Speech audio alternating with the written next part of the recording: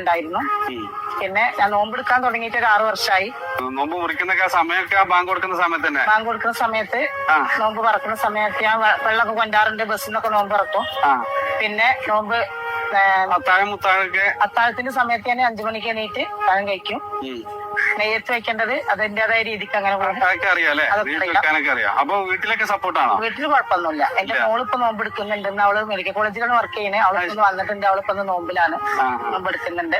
എന്റെ ഒരു ആങ്ങളുണ്ട്. അവൻ മുസ്ലിംസ് ആണ്. അവൻ നോമ്പ് എടുത്തെടുത്ത് മുസ്ലിംസ് ആയി. അവന് ചെറുതാവുമ്പോഴേ നോമ്പെടുക്കും എന്റെ കൂടെ. അവൻ ഹാപ്പി ആയിട്ട് ജീവിക്കുന്നു. കുഴപ്പമൊന്നുമില്ല. കുടുംബങ്ങളൊക്കെ ആയിട്ട്. വീട് വളാഞ്ചേരി പൂക്കാട്ടി. നോമ്പെടുക്കാത്തവരോട് എനിക്ക് പറയാനുള്ളത് ഇതൊരു പുണ്യമാസമാണ്. റമദാൻ മാസം പിറന്നാല് നോമ്പ് എടുക്കണം എന്നുള്ളതാണ് എന്റെ ഒരു അഭിപ്രായം.